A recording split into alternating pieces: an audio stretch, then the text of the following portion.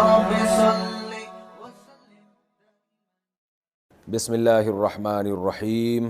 آج انشاءاللہ میں آپ کے سامنے سورہ توبہ کا رکوع نمبر 6 اور 10ویں پارے کا رکوع نمبر 12 شروع کروں گا۔ حسب معمول اس رکوع کا لفظی ترجمہ مختصر گرامر کے ساتھ، پھر انشاءاللہ اس کی تفسیر ہوگی۔ اعوذ باللہ من الشیطان الرجیم، بسم اللہ الرحمن الرحیم۔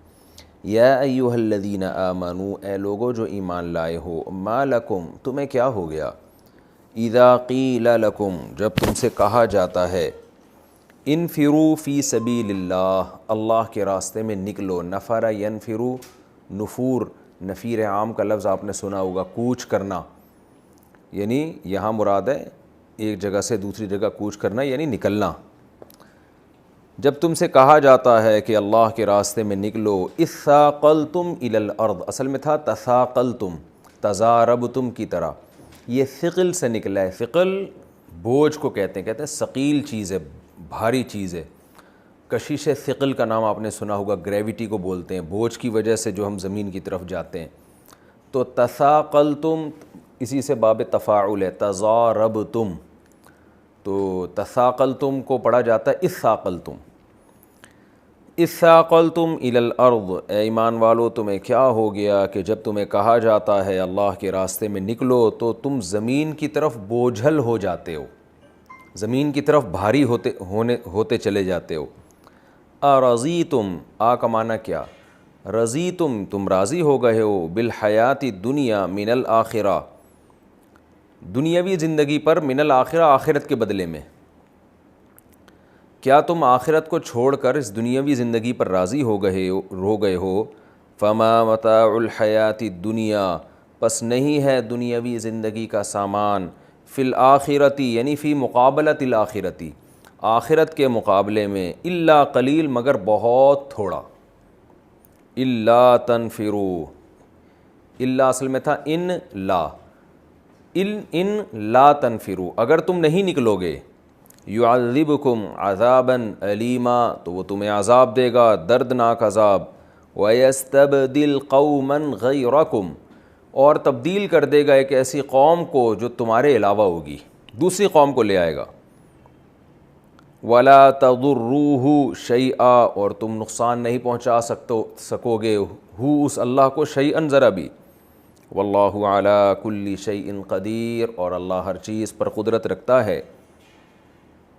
الا تنصروہ، اگر تم محمد صلی اللہ علیہ وسلم کی، یعنی ہو سے مراد نبی کی مدد نہیں کرو گے، فقد نصرہ اللہ، تو تحقیق اللہ ان کی مدد کر چکا ہے۔ اذ اخرجہ الذین کفروا، اس وقت جب نکالا انہیں، یعنی محمد صلی اللہ علیہ وسلم کو، کافروں نے، ثانی اثنین، جبکہ وہ دو میں کے دوسرے تھے۔ اثنینی کا مطلب دو، ثانی کا معنی دوسرا، اثنینی دو میں کے دوسرے تھے وہ، اذ ہما فی الغار، جب وہ دونوں غار میں تھے، اذ یقول لصاحبہ، جب وہ اپنے ساتھی سے، اپنے دوست سے، اپنے ہم سفر سے کہہ رہے تھے، لا تحزن، غم نہ کر، حزن نہ کر، ان اللہ معنا، بے شک اللہ ہمارے ساتھ ہے۔ فانزل اللہ سکینتہ علیہ، پس اللہ نے سکینت نازل کی ان پر، یعنی محمد صلی اللہ علیہ وسلم پر، وَأَيَّدَهُ بِجُنُودٍ، اور محمد صلی اللہ علیہ وسلم کو طاقت دی ایسے لشکروں کے ساتھ، لم تروها، جو تم نے دیکھے نہیں تھے، وَجَعَلَ كَلِمَةَ الَّذِينَ كَفَرُوا السُّفْلَى، اور بنا دیا ان لوگوں کے کلمے کو، سفلا اسفل کی مؤنث ہے، کیونکہ کلمہ بھی مؤنث ہے اس لیے اسفل کی مؤنث استعمال ہوئی۔ اسفل کہتے ہیں پست کو، سفلا اس کی مؤنث ہے، پست یعنی اسفل، ایک ہوتا ہے اعلیٰ، اس کے اپوزٹ ہے اسفل، کمپیریٹیو ہے نا دوسرے کے مقابلے میں اسفل، اور کافروں کی بات کو اس نے نیچا کر دیا، کافروں کی کلمے کا مطلب کافروں کی بات کو اس اللہ نے نیچے کر دیا۔ وَكَلِمَةُ اللَّهِ هِيَ الْعُلْيَا، اور اللہ کا کلام وہی بلند ہے، اعلیٰ کی مؤنث علیا۔ واللہ عزیز حکیم، اللہ زبردست غالب اور حکمت والا ہے۔ انفروا، نکلو، خفافاً، ہلکے ہو، وثقالاً، اور بوجھل ہو۔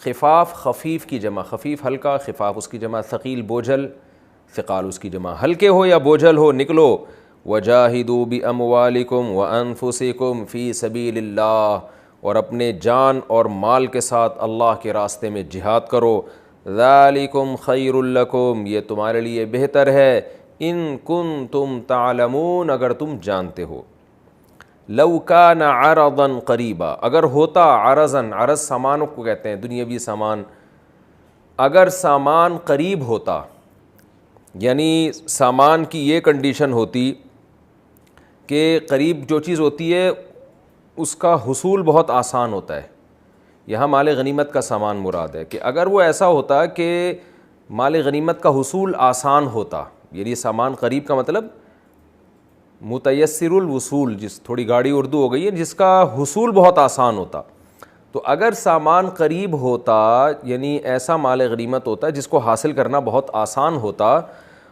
سفراً قاصداً، اور سفر بھی آسان ہوتا، قاصد اعتدال کو کہتے ہیں، معتدل سفر ہوتا، اقتصادیات کا لفظ آپ نے سنا ہوگا نا عربی میں، تو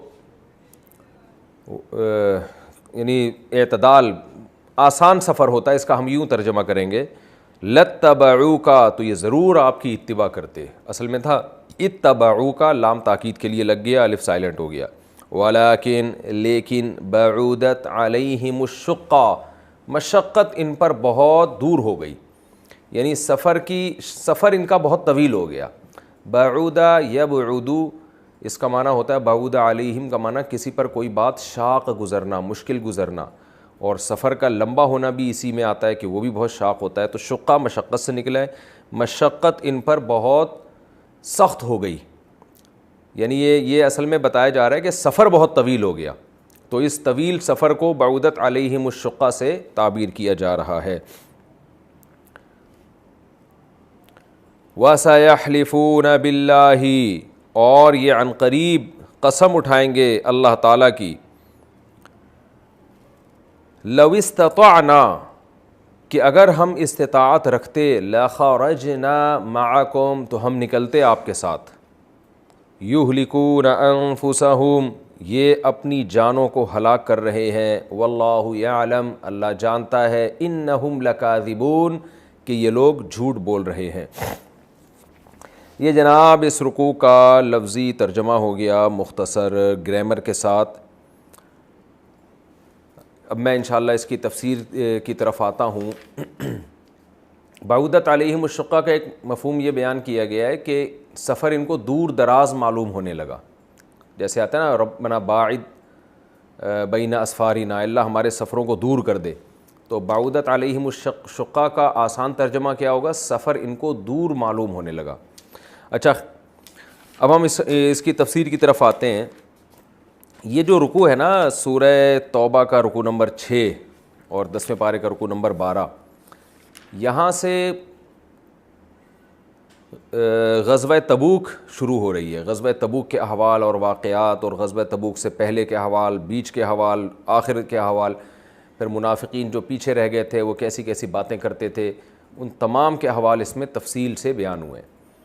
ہوا یہ تھا کہ آپ جو ہمارے تفسیر کے لیکچر سن رہے ہیں، آپ کو یہ بات انشاءاللہ معلوم ہوگی، اتنی ہسٹری آپ کو پتہ چل گئی ہوگی کہ 8 ہجری میں رمضان میں مکہ فتح ہوا، اسی کے 2 ہفتے کے بعد 8 ہجری ہی میں شوال میں حنین کا واقعہ ہوا، طائف اور مکہ کے درمیان میں بنو ثقیف اور حوازن قبیلے سے لڑائی ہوئی، جو تیر اندازی بہت زیادہ تھی، اس میں بھی مسلمانوں کے قدم اکھڑ گئے، بعد میں اللہ نے دوبارہ فتح عطا فرمائی اور بہت سے لوگ پھر اس میں مسلمان ہوئے۔ تو یہ جو جنگوں کی خبریں تھیں نا کہ مکہ فتح ہو گیا اور پھر عرب کے دیگر قبائل پہ بھی فتوحات ہو رہی ہیں، اور اس کے ساتھ ساتھ جوق در جوق لوگ اسلام میں داخل ہو رہے ہیں، مکہ فتح ہونے کے بعد اور یہ غزوہ حنین کے بعد تو اسلام بہت تیزی سے پھیلنا شروع ہوا۔ تو اب تک جو مسلمانوں کی لڑائیاں ہو رہی تھیں وہ ادھر ہی قریب قریب کے لوگوں سے ہو رہی تھیں، قبائلوں سے، عرب کے، قریشیوں، جن میں سب سے پہلے تو قریش تھے اور مکہ کے مشرکین تھے۔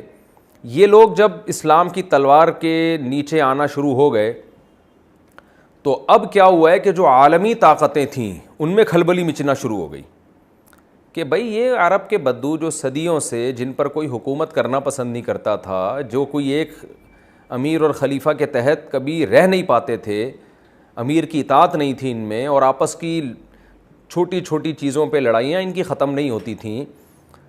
تو آہستہ آہستہ اب کیا ہوا کہ بڑی جو طاقتیں تھیں اس وقت, بہت بڑی طاقت تھی رومیوں کی, وہی روم جس کو آج بھی روم کہا جاتا ہے. ہرقل اس کا بادشاہ تھا. تو اور صدیوں سے ان کی بہت بڑی ریاست قائم تھی.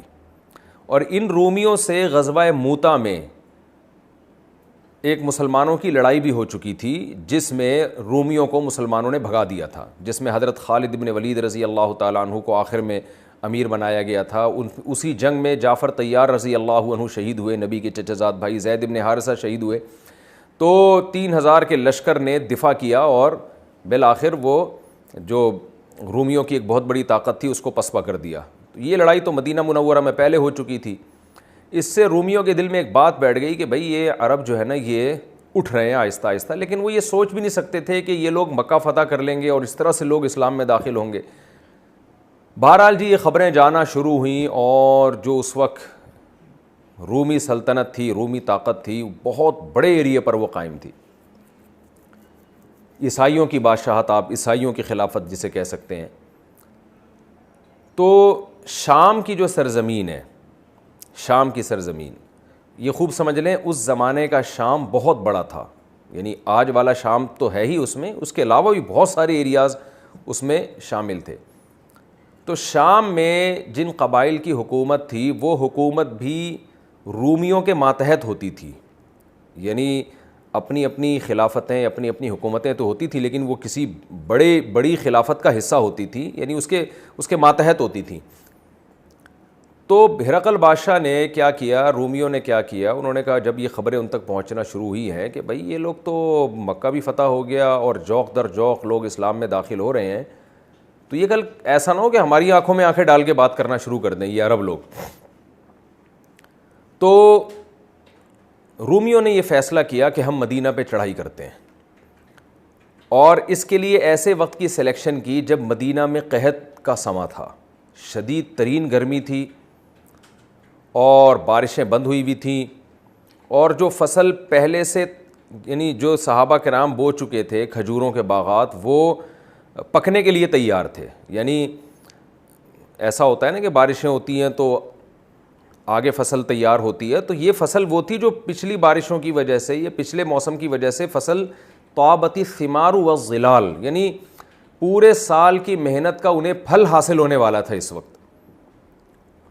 اور وہ یعنی قحط سے مراد یہ نہیں کہ بالکل ایسا قحط جیسے صومالیہ میں قحط پڑا ہوا ہے, یعنی بہت قسمہ پرسی کے حالات تھے, اور جن لوگوں نے محنت کی تھی ان کو پھل ملنے والا تھا, اور آگے محنت کے امکانات بہت کم تھے. تو شدید ترین گرمی.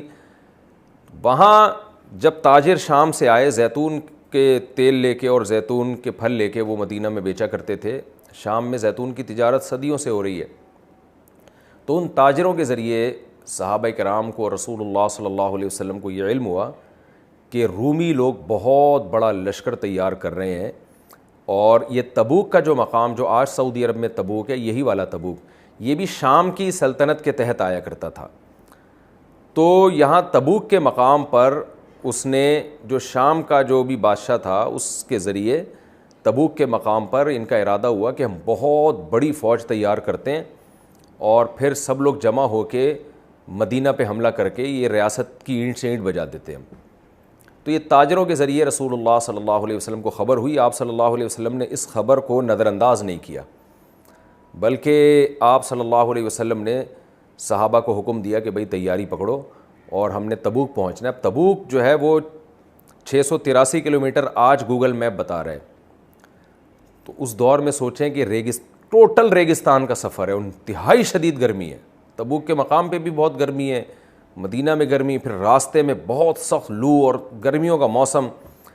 تو یہ اتنا لمبا سفر تھا, اور پھر لڑائی بھی رومیوں سے. رومی اس دور میں بھی جیسے آج انگریز ہیں نا, یہ بہت طاقتور سمجھے جاتے ہیں اس ٹیکنالوجی میں, تو اس زمانے میں یہ رومی لوگ بہت ایک اسٹیبل قوم تھی اور لڑائی کے بڑے ماہر تھے. ظاہر ہے ایسے ہی تو نہیں انہوں نے دنیا میں اتنی بڑی ریاست, روم اور فارس 2 ہی ریاستیں تھیں اس وقت دنیا میں بہت بڑی, تو جب ایک سپر پاور ایک قوم بنتی ہے تو اس میں کوئی قابلیت ہوتی ہے. تو یہ لڑائی کے ماہر تھے, ان کے پاس جدید سے جدید اسلحہ تھا, لڑائی کے حربے جانتے تھے. تو بہت یعنی مشکل مرحلہ تھا صحابہ کرام کے لیے کہ ایسے موقع پہ اتنا لمبا سفر کر کے جانا اور پھر اتنی بڑی قوم سے لڑنا, اور جو لڑائی کی ماہر ہے. اور پھر یہ ہو بھی اس وقت رہا ہے جب بھی فتح مکہ سے فارغ ہوئے ہیں, حنین سے فارغ ہوئے ہیں. اگلے ہی سال رجب میں آپ صلی اللہ علیہ وسلم نے حکم دے دیا صحابہ کرام کو. رجب سے پہلے حکم دے دیا, یہ واقعہ رجب میں ہوا ہے, یعنی 9 ہجری میں تبوک کا واقعہ ہوا ہے. تو غزوہ حنین سے جب آپ صلی اللہ علیہ وسلم 8 ہجری میں فارغ ہوئے ہیں, آپ صلی اللہ علیہ وسلم مدینہ تشریف لے آئے, اور ابھی آرام کا موقع نہیں ملا صحابہ کرام کو کہ اچانک آپ صلی اللہ علیہ وسلم نے صحابہ کو حکم دے دیا کہ ہم نے تبوک جانا ہے اور رومیوں سے لڑنا ہے. اچھا, حدیث میں آتا ہے کہ نبی صلی اللہ علیہ وسلم جب بھی کہیں جنگ کے لیے جاتے تو اکثر اس کو مخفی رکھتے تھے تاکہ مخبری نہ ہو پہلے سے, دشمن سنبھل نہ جائے. لیکن یہ تبوک اتنی مشکل لڑائی تھی, قرآن سے بھی پتہ چلتا ہے کہ اس سے زیادہ مشکل لڑائی شاید اسلام یعنی نبی صلی اللہ علیہ وسلم کے دور میں نہیں ہوئی ہے, اس سے زیادہ مشکل لڑائی. اور یہ رسول اللہ صلی اللہ علیہ وسلم کی زندگی کی آخری جنگ تھی, تو آخری لڑائی بھی بہت شدید ترین ہوئی ہے. یعنی اگرچہ لڑائی کا موقع نہیں ملا لیکن مجاہدہ اس میں بہت زیادہ تھا. تو حدیث میں آتا ہے کہ رسول اللہ صلی اللہ علیہ وسلم نے پہلے سے صحابہ کرام کو بتا دیا کہ بھئی سب لوگ تیاری میں لگ جائیں, کیونکہ بہت لمبا سفر ہے, ریگستان کا سفر ہے, شدید گرمی کا سفر ہے. تو آپ نے اپنی عام پالیسی سے ہٹ کے صحابہ کو تیاری کا حکم دیا. عام پالیسی یہ تھی کہ آپ چھپایا کرتے تھے, لیکن یہاں ایسا نہ ہو کہ چھپانے میں عین وقت پہ کہا جائے گا تو تیاری نہیں ہو سکے گی. تو اب صحابہ جو تھک ہار کے بیٹھے تھے تیار ہو گئے, لیکن 3 قسم کے اس میں لوگ وجود میں آئے. زیادہ تر صحابہ جو مخلص تھے وہ تو سب کے سب تیار ہو گئے. کچھ ایسے تھے جو مخلص ہونے کے باوجود بھی وہ پس و پیش کرنے لگے, کیونکہ بہت سخت لڑائی تھی اور ظاہر ہے ایسے میں آزمائش زیادہ ہوتی ہے. تو کچھ مخلص صحابہ جن میں 3 کے نام حدیث میں بہت واضح ہیں, جن کے بارے میں پھر قرآن میں ان کی توبہ کی آیتیں بھی نازل ہوئیں, حضرت کعب ابن مالک رضی اللہ تعالیٰ عنہ, ہلال ابن ابی امیہ اور مرارہ ابن ربیع. یہ 3 مخلص صحابی تھے جو ہر جہاد میں نبی کے ساتھ شریک ہوئے تھے, لیکن یہ تبوک میں شریک نہ ہو سکے, اور پھر انہوں نے توبہ کی اور اللہ نے ان کی توبہ قبول کی. اور اس کی وجہ یہی بنی کہ بس خود ان کے بقول کے شیطان نے ہمیں ورغلا دیا اور جو ہے اسباب اور وسائل میں ہمیں الجھا دیا. اور تیسرا طبقہ منافقین کا تھا. منافقین بھی بسا اوقات جنگوں میں چلے جایا کرتے تھے, لیکن یہ وہ جنگ تھی جہاں منافقین نہیں گئے. ان کو لگا کہ یہ تو ہم موت کے منہ میں جا رہے ہیں اور اتنی مشقت والا سفر, تو یہ تو بہت مشکل ہو جائے گا. اور دوسرا یہ جنگ فرض عین تھی, اس لیے کہ اس جنگ میں اگر مسلمان نہ نکلتے اور رومی اتنا بڑا لشکر لے, وہ سپر پاور تھی نا وہ, تو ابھی تک تو قبیلوں سے لڑائیاں ہو رہی تھیں, تو ایک تو بہت بڑی ایک ریاست تھی وہ, اس میں تو یہ تھا کہ وہ تو مدینہ کی اینٹ سے اینٹ بجا دیں گے, وہ تو برباد کر دیں گے. تو اس لیے نبی صلی اللہ علیہ وسلم نے سب کو نکلنے کا حکم دیا, اور قرآن میں بھی اس جہاد کو فرض عین قرار دے دیا گیا. اس میں سوائے ان لوگوں کے جو عورتیں ہیں, بچے ہیں, بوڑھے ہیں یا معذور ہیں, ان کو پیچھے رکھنے کا حکم دیا, یا وہ لوگ جن کی نگہداشت کے لیے نبی صلی اللہ علیہ وسلم نے کسی کو امیر بنا دیا تو ان کو حکم دیا کہ وہ پیچھے رہیں. باقی سب کے سب کو حکم دیا کہ سب نے نکلنا ہے, کسی ایک فرد نے بھی, کوئی ایک جوان بھی پیچھے نہیں رہے گا اس میں. تو اب اس میں بہت سخت آزمائش تھی صحابہ کرام کے لیے, اور منافقین کا نفاق کھل کے سامنے آیا. اب آپ دیکھیں گے مسلسل کئی ہمارے جو لیکچر ہیں اسی پہ چلیں گے. تبوک میں منافقین نے یہ کہا. اچھا, اس میں مخلص صحابہ کا بھی تذکرہ آئے گا. کچھ صحابہ معذور تھے جو پیچھے رہ گئے, لیکن وہ پیچھے رہتے ہوئے رو رہے تھے کہ کاش ہمارے پاس وسائل ہوتے اور ہم بھی اس لڑائی میں نبی کے ساتھ جاتے. جو بہت زیادہ مخلص تھے تو وہ تو چاہ رہے تھے کہ ایسے موقع پہ ہی تو ہمیں اللہ کی رضا حاصل کرنے کا موقع ملے گا. تو نبی صلی اللہ علیہ وسلم تسلیاں دیتے تھے کہ آپ کو میں اپنی حکم سے پیچھے کر رہا ہوں, آپ اس جنگ میں ہمارے ساتھ شریک ہو, اجر میں ہمارے ساتھ شریک ہو. تو الحمدللہ صحابہ کرام نے یہاں بھی بہادری کے جوہر دکھائے, لیکن بعض مخلص صحابہ وہ پیچھے رہ گئے. پھر انہوں نے توبہ کی, لیکن ان کی توبہ بڑی خاندانی قسم کی توبہ تھی جس کا قرآن نے تذکرہ کیا. ان کی توبہ بھی ہمارے لیے ایک مشعل راہ بن گئی, اور منافقین کا حال بھی اللہ نے اس میں ذکر کیا ہے. تو یہ تھوڑا سا میں نے خلاصہ آپ کے سامنے پیش کیا. پھر ہوا یہ کہ جب آپ صلی اللہ علیہ وسلم تبوک کے مقام پہ پہنچے, اتنا بڑا لشکر لے کے, 30,000 لشکر تھا جو آپ تبوک میں پہنچے رجب کا مہینہ اور 9 ہجری، تو وہ رومیوں کے جو ہے نا حوصلے پست ہو گئے. ان کو بھی ظاہر ہے جاسوس تو ایک دوسرے کے آتے جاتے خبریں دیتے تھے، ان کے حوصلے پست ہو گئے کہ بھائی یہ لوگ ہر جگہ ان کو فتوحات ہو رہی ہیں، ایسا نہ ہو کہ ہمیں کچھ لینے کے دینے پڑ جائیں. تو ان کے حوصلے پست ہو گئے اور وہ لڑائی کے میدان میں نہیں آئے. آپ صلی اللہ علیہ وسلم نے تبوک کے مقام پر 20 دن قیام کیا، انتظار کیا کہ ایسا نہ ہو کہ بعد میں آ جائیں. تو 20 دن کے بعد آپ صلی اللہ علیہ وسلم نے صحابہ کو حکم دیا کہ چلو بھئی واپس چلو. تو یہ بہت بڑی آزمائش تھی جس میں صحابہ کرام الحمدللہ پورے اترے. 10 ہجری میں آپ صلی اللہ علیہ وسلم نے حج کیا، اس کے بعد اگلے سال آپ صلی اللہ علیہ وسلم کا انتقال ہوا. تو یہ میں نے مختصر سا خلاصہ آپ کے سامنے پیش کیا. اب انشاءاللہ ہم اس کی تفسیر کی طرف چلتے ہیں. یا ایھا الذین آمنوا ما لکم اذا قیل لکم انفروا فی سبیل اللہ. میں نے جیسے عرض کیا تھا کہ یہ لڑائی آسان نہیں، غزوہ تبوک کی جو لڑائی تھی یہ آسان نہیں تھی. تو جب رسول اللہ صلی اللہ علیہ وسلم نے اعلان کیا کہ چلو بھئی تبوک کی طرف نکلنا ہے سب نے، تو بعض حضرات بہت ان پہ یہ حکم شاق گزرا.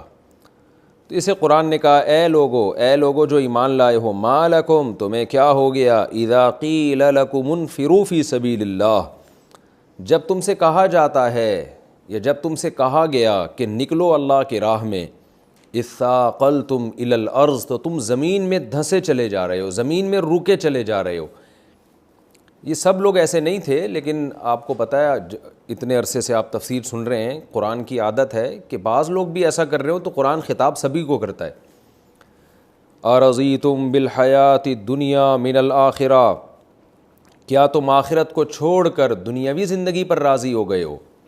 فما متاع الحیات الدنیا فی الآخرۃ الا قلیل، تو خوب سمجھ لو دنیاوی زندگی آخرت کے مقابلے میں نہیں ہے مگر بہت تھوڑی.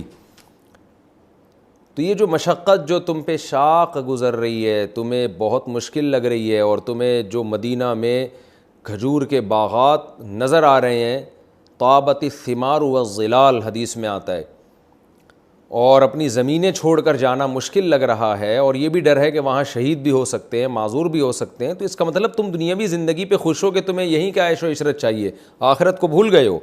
تو خوب سمجھ لو دنیاوی زندگی آخرت کے مقابلے میں نہیں ہے مگر بہت تھوڑی. الا تنفروا، اگر تم نہیں نکلو گے، یعذبکم عذابا علیما، اللہ تمہیں دردناک عذاب دے گا. یہ جب جہاد فرض عین ہوتا ہے، امیر کی طرف سے حکم ہو کہ سب نے نکلنا ہے، تو فقہا کا اس پر اتفاق ہے کہ پھر اگر نہ نکلیں تو یہ کبیرہ گناہ ہے. دیکھیں بار بار میں بتا چکا ہوں نا، جہاد 2 قسم کا، ایک فرض کفایہ، ایک فرض عین. فرض کفایہ یہ ہوتا ہے کہ اتنے لوگ نکل جائیں جو سب کی طرف سے کافی ہوں، یعنی بہت بڑے لشکر کی ضرورت ہی نہیں ہے. جیسے نارملی حالات میں جب بارڈر پہ لڑائی ہوتی ہے تو آرمی کافی ہو جاتی ہے، تو اس میں جو آرمی کے جوان ہوں گے ان پہ تو جہاد فرض عین ہوگا، پوری عوام کے جوانوں پہ فرض عین نہیں ہوگا. لیکن اگر حکومت یہ سمجھتی ہے، کسی اسلامی ریاست کی گورنمنٹ یہ سمجھتی ہے کہ ہماری فوج کافی نہیں ہو سکے گی اور وہ پسپا ہو سکتی ہے، تو ہمارے جوانوں کو سب کو نکلنا ہے، تو ایسے موقع پہ امیر اگر آرڈر کرے کہ سب نے نکلنا ہے تو سب پہ فرض عین ہو جاتا ہے. تو فرض کفایہ اس صورت میں ہے جب چند لوگ لڑیں اور وہ سب کی طرف سے کافی ہو جائیں، اور فرض عین اس صورت میں ہے کہ چند لوگوں کا لڑنا کافی نہ ہو رہا ہو. تو ایسی صورت میں امیر اعلان کرے گا اور ہر ایک پر فرض ہوتا چلا جائے گا. اور ایسی صورت میں فقہا نے بیان کیا ہے کہ اگر وہ جوان بھی کافی نہ ہو رہے ہوں تو پھر عورت پر بھی جہاد فرض ہو جائے گا. ویسے تو نارملی عورت پہ جہاد فرض نہیں ہے، لیکن اگر مسلمانوں کی نفری کم ہو گئی اور یہ خطرہ ہے کہ یہ جو اس مسلمانوں کے جوان ہیں یہ بھی کم پڑ رہے ہیں، تو پھر عورت پر بھی لازم ہوگا کہ وہ میدان جہاد میں نکلے. تو جیسے جیسے حکم سخت ہوتا چلا جائے گا ایسے ایسے ہی اس کے حکام تبدیل ہوتے چلے جائیں گے. تو ایسی صورت میں اگر آپ نہیں نکلتے تو قرآن کہتا ہے میں تمہیں دردناک عذاب دوں گا، کیونکہ ایسی صورت میں جہاد میں نہ نکلنا یہ گناہ کبیرہ ہے. تو تبوک میں ایسا ہی ہوا تھا. رومی ایک سپر پاور تھی، اتنی بڑی پاور جب حملہ کرنے کے لیے مدینہ میں آ رہی ہے تو نبی صلی اللہ علیہ وسلم نے حکم دیا بھئی سارے جوانوں کو نکلنا ہے اور کسی کو بھی پیچھے بیٹھنے کی اجازت نہیں ہے، کیونکہ اگر افرادی قوت ہماری کم پڑ گئی تو ہمیں شکست ہو سکتی ہے. اس لیے قرآن نے کہا اگر نہیں نکلو گے تمہیں اللہ دردناک عذاب دے گا. وَيَسْتَبْدِلْ قَوْمًا غَيْرَكُمْ، اور کیا اسلام دنیا سے ختم ہو جائے گا؟ نا نا نا نا نا، قرآن کہہ رہے ہیں اسلام کو میں ختم نہیں ہونے دوں گا، بلکہ میں کیا کروں گا؟ وَيَسْتَبْدِلْ قَوْمًا غَيْرَكُمْ، تمہارے علاوہ دوسری قوم لے آؤں گا میں. جو نبی صلی اللہ علیہ وسلم کا ساتھ دے گی اور وہ پھر میدان جنگ میں لڑے گی. یعنی نبی کی مدد تو بہرحال ہوگی, اسلام بہرحال غالب آ کے رہے گا, لیکن تمہیں دنیا میں اس کی سزا بھگتنی پڑے گی. وَلَا تَضُرُّوهُ شَيْئًا, اور پھر اللہ کو تم کوئی نقصان بھی نہیں پہنچا سکو گے. تم یہ بھی نہیں کہو گے کہ بھئی ہم نے آج تک اتنی قربانی دی, اب اللہ ہمیں سزا کیوں دے رہا ہے, تو اللہ کا کچھ نہیں بگاڑ سکو گے تم.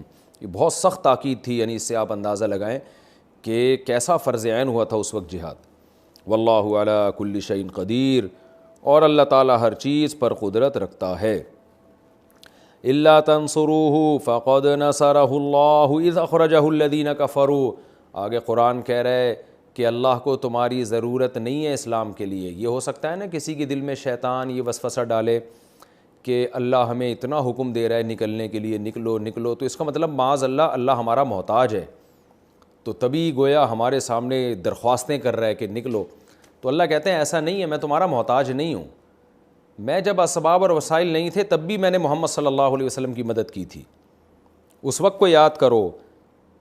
الا تنصروہ, اگر تم محمد صلی اللہ علیہ وسلم کی مدد نہیں کرو گے, فقد نصرہ اللہ اذ اخرجہ الذین کفروا, تو تحقیق اللہ نے اس وقت بھی محمد صلی اللہ علیہ وسلم کی مدد کی تھی جب کافروں نے ان کو نکال دیا تھا, یعنی مکہ سے نکال دیا تھا مدینہ کی طرف. مدینہ کی طرف نکال دیا. ثانی اثنین, جب وہ دو میں کے دوسرے تھے, یعنی ایک حضرت ابو بکر تھے اور ایک محمد صلی اللہ علیہ وسلم تھے. صرف دو لوگ تھے وہ, اور ان میں ایک ابو بکر اور ایک دوسرے نبی صلی اللہ علیہ وسلم تھے, یعنی بالکل قسمہ پرسی کی حالت میں تھے. اذ ہما فی الغار, جب دونوں غار میں چھپے ہوئے تھے. اذ یقول لصاحبہ, جب محمد صلی اللہ علیہ وسلم اپنے دوست سے کہہ رہے تھے لا تحزن ان اللہ معنا, غم نہ کر اللہ ہمارے ساتھ ہے. کتنی بڑی فضیلت ہے یہ حضرت ابو بکر رضی اللہ تعالیٰ عنہ کی. اللہ کہہ رہے ہیں کہ دیکھو وہ وقت بھی تھا کہ غار کو چاروں طرف سے مشرکین نے گھیر لیا تھا, اور ابو بکر و محمد صلی اللہ علیہ وسلم اور حضرت ابو بکر غار کے اندر موجود ہیں. تو اسباب کی دنیا میں کتنا ٹائم لگتا ہے غار کے اندر دیکھنے میں. یعنی مشرکین کو تو غالب گمان یہی تھا کہ بھئی یہ لوگ جو ہجرت کر کے جا رہے ہیں چھپنے کے لیے, ان کے پاس اس کے علاوہ کوئی آپشن نہیں ہے, تو یقیناً اسی غار میں ہوں گے. لیکن اللہ نے کیسا انتظام کیا کہ ان کی عقل ہی کام کرنا اس عقل نے چھوڑ دیا, اور غار پہ مکڑی نے جالا بنا دیا, اور ایسا اللہ نے معاملہ کر دیا کہ ان کو اندازہ ہوا کہ اس غار میں تو کوئی جا ہی نہیں سکتا. گیا ہوتا تو یہ جالے کیوں بنے ہوئے ہوتے مکڑی کے. تو ایسا اللہ نے اپنے نبی کی مدد کی ہے. تو قرآن کہہ رہے جو خدا اس وقت مدد کر سکتا ہے, اور حالت یہ تھی کہ ابو بکر رضی اللہ تعالیٰ عنہ کا خوف کے مارے دل کانپنے لگا تھا, اور نبی صلی اللہ علیہ وسلم آپ کو تسلیاں دے رہے تھے کہ آپ غم نہ کریں, اللہ ہمارے ساتھ ہے. جس اللہ نے اب تک ہماری مدد کی ہے وہ اس غار میں بھی ہماری مدد کرے گا. تو اللہ کہہ رہے ہیں کہ میں نے اگر اسلام کو ختم کرنا ہوتا, کافروں کے اسباب اور وسائل کے سامنے اسلام کو شکست ہونا مقدر ہوتی, تو اس وقت تو جاتی نا, اس وقت تو سارے اسباب تھے. اور یہ کنڈیشن تھی کہ نبی صلی اللہ علیہ وسلم اپنے مخلص ساتھی کو تسلیاں دے رہے ہیں کہ غم نہ کر, غم نہ کر, اللہ ہمارے ساتھ ہے, مدد کرے گا ہماری وہ. تو ایسے موقع پہ جب اگر اللہ مدد کر رہا ہے, اس کا مطلب اللہ نے فیصلہ کر لیا ہے مدد کرنے کا. تو اے صحابہ, اے مسلمانوں, تم اگر تبوک میں نہیں نکلو گے, لڑائی میں نہیں جاؤ گے, یہ مت سمجھو کہ اللہ اپنے نبی کی مدد نہیں کرے گا. اگر نہ کرنی ہوتی تو اس وقت نہ کرتا, وہ تو مدد کرے گا. فانزل اللہ سکینتہ علیہ, پھر اللہ نے اپنے نبی پر سکینت نازل کی. وَأَيَّدَهُ بِجُنُودٍ لَّمْ تَرَوْهَا, اور ایسے لشکر کے ساتھ مدد کی جس کو تم دیکھ نہیں سکتے تھے یا تم دیکھ نہیں رہے تھے. فرشتوں کے ذریعے وہ نبی کے دل پہ سکینت نازل ہوئی, فرشتوں کے ذریعے حضرت ابو بکر کے دل پہ سکینت نازل ہوئی. وَجَعَلَ كَلِمَةَ الَّذِينَ كَفَرُوا السُّفْلَىٰ, اور اللہ نے کافروں کی بات کو پست کر دیا. کافروں کی بات یہ تھی کہ ہم پکڑ لیں گے, اسلام کو مغلوب کر دیں گے, نبی کو معاذ اللہ گرفتار کر لیں گے. وہ بات ان کی کم ہو گئی, اور اللہ کی بات بلند ہو گئی. اللہ کی بات یہی تھی کہ اللہ نے اپنے دین کو غالب کرنا ہے. ان اللہ واللہ عزیز حکیم, اللہ زبردست غالب اور حکمت والا ہے. غالب ہے, جو چاہتا ہے کرتا ہے, اور حکمت والے کا مطلب یہ ہے کہ اس کا ہر کام میں حکمت ہے, وہ اپنی حکمتوں کو سامنے رکھ کر کام کرتا ہے. انفروا خفافا وثقالا, لہذا اے ایمان والو نکلو تم، چاہے ہلکے ہو یا بوجھل ہو۔ ہلکے کا مطلب تمہارے پاس جنگی سامان ہے یا نہیں ہے، نہیں ہے کہ مطلب ہلکے ہو، جنگی سامان ہے تو بوجھل ہو۔ بعض لوگ یہ عذر کرنے لگے ہمارے پاس یہ نہیں ہے، ہمارے پاس وہ نہیں ہے، ہمارے پاس صحیح طرح کا اسلحہ نہیں ہے۔ بعض نے کہا ہمارے پاس سواری نہیں ہے، تو آپ صلی اللہ علیہ وسلم نے باریاں لگا دیں، بھئی ایک سواری 2 آدمی استعمال کریں گے، کچھ دیر وہ سوار ہوں گے، کچھ دیر وہ سوار ہوں گے۔ بس حکم دیا جا رہا تھا کہ جس کے پاس جنگی سامان ہو یا نہ ہو، بہرحال اس کو اللہ کی راہ میں نکلنا پڑے گا۔ البتہ کچھ لوگ ایسے تھے کہ سواریوں کا ان کے لیے باری باری میں بھی انتظام نہیں ہو پا رہا تھا۔ اب ظاہر ہے پیدل تو اتنا لمبا سفر ہو نہیں سکتا تھا، اور ہوتا بھی تو یہ پیچھے رہ جاتے، تو ان کو نبی صلی اللہ علیہ وسلم نے حکم دیا کہ آپ پیچھے رہو۔ خفافاً و ثقالاً، نکلو اللہ کے راستے میں، چاہے ہلکے ہو یا بوجھل ہو، اور اپنے مال اور جان کے ساتھ جہاد کرو۔ یہاں چندہ بھی خوب کیا گیا، کیونکہ اتنے لمبے سفر کے لیے زاد راہ چاہیے تھی، اور علاج کے لیے انتظام چاہیے تھا۔ جو زخمی ہوں گے، جنگ میں جتنی چیزوں کی ضرورت ہوتی ہے تمام چیزیں ریکوائرڈ تھیں، تو سب چیزوں کے لیے صحابہ کو حکم دیا گیا کہ وہ اپنا مال لے کر آئیں، اور اس کا تذکرہ بھی انشاءاللہ ان صورتوں میں آتا رہے گا، کس کس نے کیا کیا کیا۔ بعض صحابی کے پاس کچھ بھی نہیں تھا، وہ ایک رسی لے کر آ گئے، منافقین نے ان کا مذاق اڑایا، تو ان منافقین کی برائی میں کیسے قرآن کی آیتیں نازل ہوئی، ذالکم خیر لکم ان کنتم تعلمون، اگر تم جانتے ہو تو یہ تمہارے لیے بہتر ہے۔ لو کان عرضا قریبا وسفرا قاصدا لاتبعوک، اے نبی اگر سامان قابل وصول ہوتا، یعنی مال غنیمت آسانی سے ملنے کی امید ہوتی، اور سفر بھی قریبی ہوتا، تو یہ آپ کی اتباع کرتے، لیکن بعودت علیہم الشقہ، سفر ان پر بہت طویل ہو گیا ہے، اس لیے آپ کو فالو نہیں کرنے۔ تو یہ خوب سمجھ لیں، اس سے سارے صحابہ مراد نہیں ہے، میں بار بار کہتا ہوں قرآن نسبت سب کی طرف کرتا ہے، یہ قرآن کی عادت ہے، تو مراد چند لوگ ہوتے ہیں، اس میں منافقین داخل ہیں اور چند مخلص صحابہ، ان کے بارے میں، کیونکہ اکثر صحابہ تو صحیح بخاری صحیح مسلم کی حدیث سے پتہ چلتا ہے کہ اکثر صحابہ تو اس میں بھی شوق و رغبت کے ساتھ نبی صلی اللہ علیہ وسلم کے ساتھ شریک ہوئے۔ اور پھر خوب سمجھ لیں کہ قرآن یا ایھا الذین آمنوا سے جب خطاب کرتا ہے تو اس میں منافقین بھی بسا اوقات داخل ہوتے ہیں، اس لیے کہ قرآن کا مطلب یہ ہوتا ہے کہ اے لوگوں جو ایمان لائے ہو، یعنی جن کا دعویٰ ہے کہ ہم مومن ہیں، قطع نظر اس سے کہ حقیقت میں مومن ہیں یا نہیں ہیں، تو اس میں منافقین بھی داخل ہیں۔ قرآن بلکہ اولین مصداق تو منافقین ہیں، کہ قرآن ان کے بارے میں کہہ رہا ہے کہ اگر مال غنیمت کا حصول آسانی سے ممکن ہوتا اور سفر بھی قریبی ہوتا تو یہ آپ کو فالو کرتے، لیکن ان پر سفر طویل ہو گیا، مشقت بڑھ گئی، اس لیے یہ آپ کو فالو نہیں کر رہے۔ وَسَيَحْلِفُونَ بِاللَّهِ، اور جب آپ جنگ سے واپس آئیں گے نا تو عن قریب یہ لوگ قسمیں اٹھا کے کہیں گے، لَوِ اسْتَطَعْنَا، اگر ہم میں استطاعت ہوتی، لَخَرَجْنَا مَعَكُمْ، تو ہم بھی آپ کے ساتھ اس جنگ میں نکلتے۔ ویسے پیچھے رہ گئے، لیکن جب آپ جائیں گے فتح اور نصرت سے ہمکنار ہو کر، تو پھر یہ بہانے بنائیں گے کہ اصل میں یہ ہو گیا تھا، اصل میں یہ ہو گیا تھا۔ قرآن کہتا ہے یہلکون انفسہم، یہ لوگ اپنے آپ کو ہلاکت میں ڈال رہے ہیں، کیونکہ نبی کے سامنے جھوٹی، یہ سب منافقین تھے جو یہ کر رہے تھے۔ بخاری مسلم کی حدیث سے واضح پتہ چلتا ہے کہ جھوٹی قسمیں منافقین اٹھا رہے تھے۔ مخلص صحابہ جو تھے انہوں نے صاف صاف جا کے اعتراف کیا کہ ہم سے غلطی ہوئی ہے، ہمیں جو سزا دیں گے ہم وہ سزا بھگتنے کے لیے ہم تیار ہیں۔ تو یہ منافقین تھے، آگے بھی ان کے بارے میں بہت کچھ آئے گا۔ قرآن کہہ رہے یہلکون انفسہم، یہ اپنے نفسوں کو ہلاک کر رہے ہیں۔ واللہ یعلم انہم لکاذبون، اللہ جانتا ہے کہ یہ جھوٹے لوگ ہیں۔ یہ رکوع ہمارا کمپلیٹ ہوا، اور اس رکوع میں اللہ تعالیٰ نے غزوہ تبوک کا تذکرہ کیا۔ اے ایمان والو تمہیں کیا ہو گیا کہ جب تمہیں کہا جاتا ہے کہ اللہ کے راستے میں نکلو تو تم زمین میں بوجھل ہوئے چلے جاتے ہو۔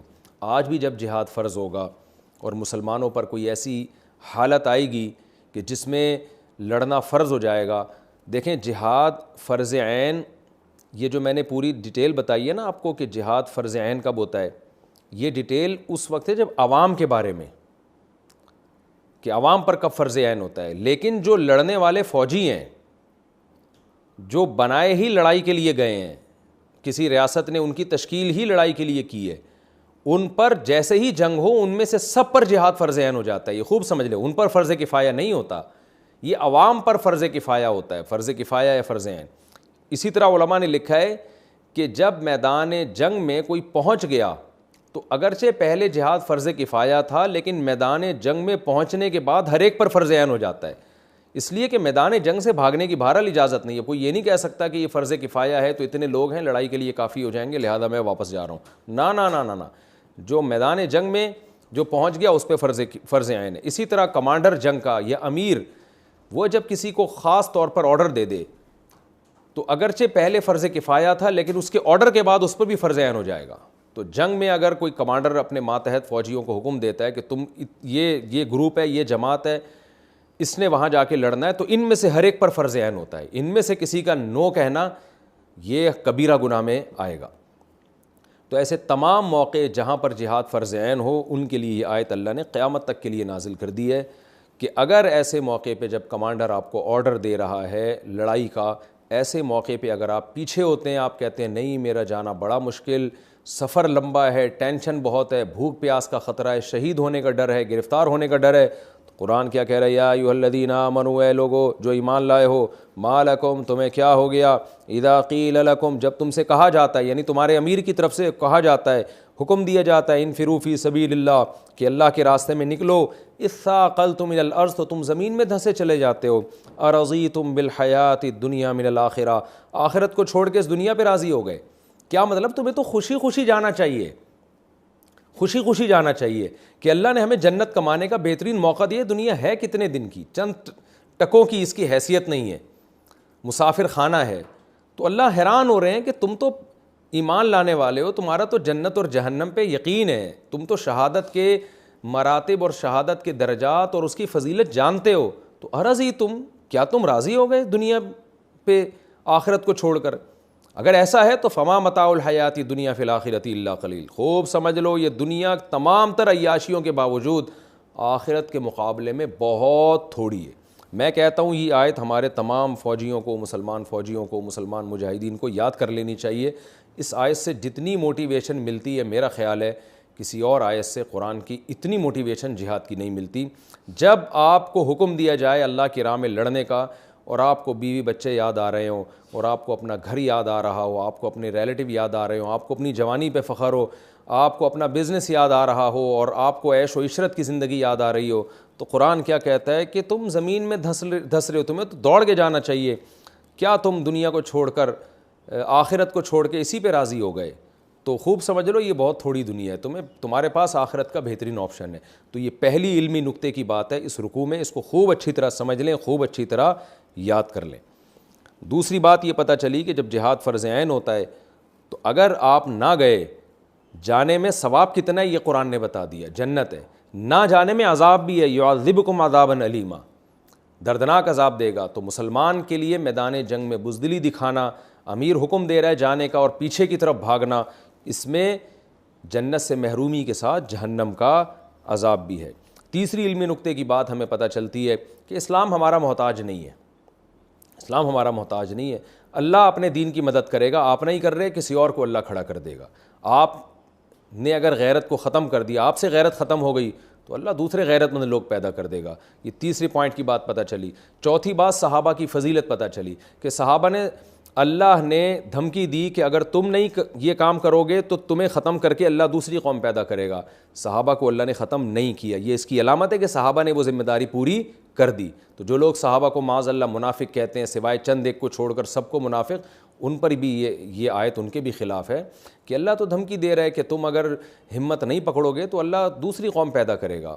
تاریخ گواہ ہے کوئی دوسری قوم پیدا نہیں ہوئی، یہی صحابہ تھے، انہی کے شاگرد، انہی کی اولادوں نے آگے پوری دنیا میں جہاد کیا ہے. تو اس کا مطلب انہوں نے وہ ذمہ داری پوری کی جو ذمہ داری اللہ نے ان کے ذمے لگائی تھی. یہ چوتھی پوائنٹ کی بات ہے. پانچویں بات حضرت ابو بکر رضی اللہ تعالی عنہ کی فضیلت، کہ اللہ کیا کہہ رہا ہے، نبی اور ابو بکر کو پوری امت مسلمہ کے مقابلے میں لا کے اللہ نے کھڑا کر دیا. اللہ پوری امت مسلمہ سے قیامت تک آنے والے مسلمانوں سے خطاب کر رہا ہے کہ اگر تم نبی کی مدد نہیں کرو گے، یعنی اسلام کی مدد نہیں کرو گے، تو اللہ ابو بکر کے ذریعے نبی کی مدد کرا چکا ہے پہلے. ابو بکر اور نبی غار میں تھے، دونوں اکٹھے تھے، اور نبی ابو بکر کو تسلیاں دے رہے تھے اور اللہ نبی کو تسلیاں دے رہا تھا فرشتوں کے ذریعے اور وحی کے ذریعے. تو اس سے حضرت ابو بکر کی کتنی بڑی فضیلت معلوم ہوتی ہے کہ پوری امت ایک طرف ہو جائے اللہ نے بتا دیا ابو بکر تو اس وقت نبی کے ساتھ تھے تو ان کے ذریعے اللہ نے مدد کی, فرشتوں کے ذریعے مدد کی, تو اللہ اب بھی اپنے دین کی مدد کرے گا. اسی وجہ سے حضرت عمر رضی اللہ تعالی عنہ کہا کرتے تھے کہ ابو بکر نے جو وہ رات غار میں نبی کے ساتھ گزاری ہے جس کا قرآن تذکرہ کر رہا ہے, اگر میرے پاس یہ آپشن ہو کہ میری ساری نیکیاں ابو بکر لے لیں اور وہ رات مجھے دے دیں تو میں اس پہ راضی ہو جاؤں گا. میری ساری زندگی کا جہاد, نیکیاں اور جو میں نے خدمت کی اور جو اسلام کے لیے قربانیاں دی, ابو بکر مجھ سے ساری نیکیاں لے لیں اور ایک رات جو ابو بکر نے نبی کے ساتھ غار میں گزاری وہ والی رات مجھے دے دیں تو میں اس پہ ایگری ہوں. یعنی اتنی بڑی فضیلت تھی.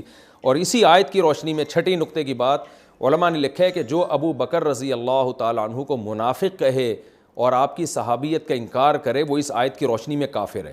اس لیے کافر ہے کہ قرآن ابو بکر کو صاحب کے طور پہ ذکر کر رہا ہے. صاحب کا مطلب یہ صحابی یعنی ایک مخلص ساتھی کے طور پہ ذکر کر رہا ہے.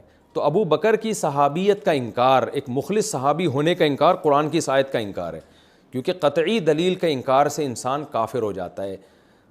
تو خبر واحد کے انکار سے کافر نہیں ہوتا, لیکن متواتر اور قطعی دلیل کے انکار سے انسان کافر ہوتا ہے. تو ابو بکر رضی اللہ تعالیٰ عنہ کی فضیلت پر یہ آیت نص ہے, کیونکہ پوری امت کا اجماع ہے کہ غار میں نبی کے ساتھ ابو بکر ہی تھے. اس میں دو رائے نہیں, کسی کا بھی اختلاف نہیں ہے اس میں. تو اذ یقول لصاحبہ, اس میں اللہ نے نبی کا دوست کہا, نبی کا ساتھی کہا. یہاں ساتھی سے مخلص ساتھی مراد ہے, منافقت والی صحبت مراد نہیں ہے. یہاں پوری امت کا اجماع ہے. تو اس لیے حضرت ابو بکر کو کوئی منافق کہے یا آپ کی صحابیت کا انکار کرے تو وہ بھی اس آیت کی روشنی میں کافر ہے. یہ ایک علمی نقطے کی بات ہو گئی. اور پھر اس میں اللہ نے یہ بھی بتا دی کہ جب جہاد فرض عین ہوتا ہے تو وسائل ہوں یا نہ ہوں, انفروا خفافا وثقالا, آپ نے بہرحال نکلنا پڑتا ہے, آپ کو بہرحال نکلنا پڑے گا. اور اس میں ایک آخری نقطے کی بات یہ کہ آپ کے کچھ لوگ ایسے ہوتے ہیں جو پریشانیوں میں آپ کا ساتھ نہیں دیتے, لیکن جہاں ان کو پتہ ہے کہ دوست کا ساتھ دینے میں کچھ مالی مفاد ملیں گے وہ آپ کے ساتھ ہو جاتے ہیں. تو منافقین کے بارے میں بھی قرآن کہہ رہا ہے اگر مال غنیمت کا غالب گمان ہوتا ہے ان منافقین کو کہ مال غنیمت ملے گا, سفر بھی قریب ہے اور خوب غنیمت اکٹھا کریں گے تو یہ آپ کے ساتھ ہو جاتے. تو لیبل یہ لگاتے کہ ہم مسلمانوں کے ساتھ جہاد کر رہے ہیں, حقیقت میں ان میں لالچ ہوتی. تو اپنے دائیں بائیں دیکھنا چاہیے, ایسے لوگ نہ ہو جو مشکلات میں آپ کو تنہا چھوڑ دیں. اور جہاں وہ ایک شاعر نے کہا ہے نا کہ اذا یحاس الحیث یدعى جندب واذا تکون کریہۃ ادعى لها, اذا تکون کریہۃ ادعى لها واذا یحاس الحیث یدعى جندب, کہ جب جنگ ہوتی ہے, لوگوں کو لڑائی کرنی ہوتی ہے دشمن سے تو مجھے بلایا جاتا ہے, اور جب حلوہ پکتا ہے تو جندب کو بلایا جاتا ہے. تو جیسے آپ کے کچھ ایسے دوست ہوتے ہیں جو حلوے میں آپ کو نہیں بلاتے, وہ مصیبت میں آپ کو دعوت دیتے ہیں, تو وہ دوست آپ کے منافق ہیں. تو اسی طرح کچھ ایسے دوست بھی ہوتے ہیں کہ جب حلوہ پکے گا تو وہ آ جائیں گے, لیکن جب آپ کو خون کی ضرورت ہو تو وہ نہیں آتے. تو اللہ نے منافقین کی حالت ذکر کی, تو ہمیں بھی اپنے گریبان میں جھانک کے دیکھنا چاہیے کہ ہماری اللہ سے دوستی صرف حلوے کی حد تک ہے یا قربانیوں کی حد تک بھی ہے. اللہ تعالیٰ میں سمجھنے کی عمل کی توفیق عطا فرمائے. انشاءاللہ ہم اگلے ایپیسوڈ میں سورہ توبہ کا رکوع نمبر 6 اور 10ویں پارے کا رکوع نمبر 12 انشاءاللہ ہم اسٹارٹ کریں گے. اللہ تعالیٰ ہمیں سمجھنے کی عمل کی توفیق عطا فرمائے. وما علینا الا البلاغ.